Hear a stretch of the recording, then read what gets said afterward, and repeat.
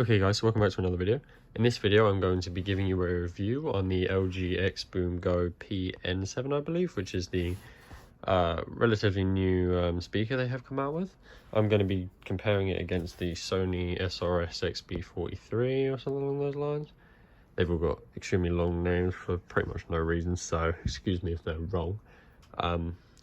So I guess I'll talk about build quality first. I don't really have any complaints, to be honest. I mean, it's not as this was £160 retail price. I got this for 80, so this is about double the price. So bear that in mind when I'm reviewing it. But they are similar sizes, so I feel like it's a decent comparison. This build quality is nicer, but for the price, I feel like, you know, this isn't proper tacky plastic. It's got a nice finish to it. It's nice and smooth. This waterproof panel on the back here is definitely waterproof because I almost broken a couple nails trying to get that open earlier to charge it.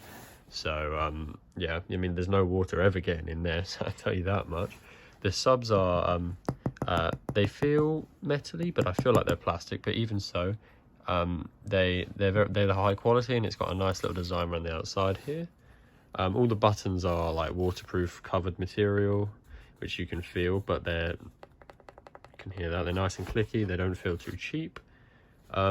Overall, I think it's very nice. I'm also very impressed with the handle. I like the XBOOM etched into it there. It adds a nice touch, and it's got, as I showed in my unboxing, it's got these it's hard to see on a iPhone camera here, but you might be able to see the fingerprint grooves in the bottom of it there, and that just makes it a lot more comfortable to carry and hold, and they're kind of squashy as well, so that's actually a very nice touch. I like that because the other one didn't have that. It was quite sharp edged as well, and it was actually quite uncomfortable to carry for long distances. I don't know how many of you do that, but there you go. So yeah, this thing has, if I can get the back open here, I genuinely can't, but it has, you have to trust me, it has an aux input on the back, which means you can wire it into a computer or your phone if your phone's got an aux output these days. Anything like that. It's also the main input, I would say, is the Bluetooth on the top there. It's a very good Bluetooth. The range seems to be I mean, it's definitely not mind-blowing, but it's definitely enough to get you around your house through a number of walls, and you won't have any problem connecting there. So yeah, the Bluetooth very good. The DTS Stereo Plus option it's got there, everyone seems to be very excited about on the reviews when I looked at this thing. But and it definitely does do its job. It does sound like you're in a bit of a echoey room, like it sounds like you're in a bit of a concert maybe, which is quite, you know, it's impressive, but I don't like the sound, you know. I don't know, I just feel like, I don't know why you go to concert for a sound, because it's not as good. So it does do the job well, and it is quite effective, unlike because this Sony one has the live one on top there, which literally makes no difference to the sound at all. Doesn't matter if it's on or off. This one does make a difference, but I don't consider it a good thing. I'd never have it on. I can't see a time where I would want it on. So it does its job, but for me, that's just a pointless feature.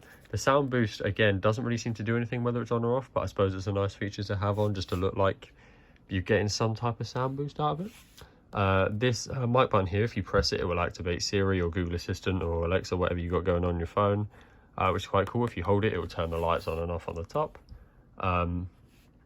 Unfortunately, there's no way to really see the battery on here. I think the light on there goes kind of red, like it has a color when it starts up, like, you know, green, orange, red, but that doesn't give you a massive, you know, array of the battery. Whereas the Sony one has a button on the back, and you press it and it literally speaks out the battery to, well, it will say an accurate percentage. So that's a very nice feature on there. This one has nothing of the sort. Obviously, if you use the app, you can see the percentage at the top, but who wants to do that? So yeah.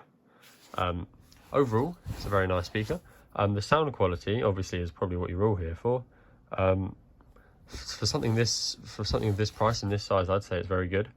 The bass is, well, let's just say the Sony one here has a much deeper tone to it, a much deeper bass. But considering, like I said, considering the size and the fact it's under £100, I'd definitely recommend this.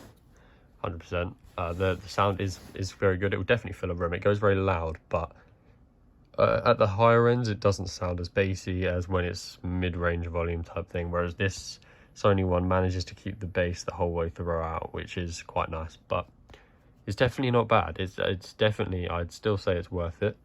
And yeah, so this has no tweeters or anything, it's just these two main speakers here. But so you can see these little panels on the side is where the lights are behind there, and they'll reflect onto there. The light show is actually very impressive. Well, it's not as impressive as the Sony one, but it is impressive in the way it syncs to the music, because the Sony one just seems to have a stroke, kind of like it just flashes about kind of mindlessly.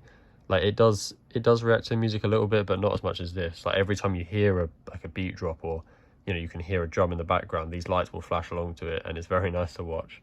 Quite mesmerizing. So I definitely say this has that over the Sony. Although this looks like it looks more impressive, it's not actually synced with the music very well, whereas the LG one definitely is. So that's all I really have to say, to be honest, the main points. If you have any questions or anything else you wanted me to cover, you can put that down in the comments and I'll get back to you.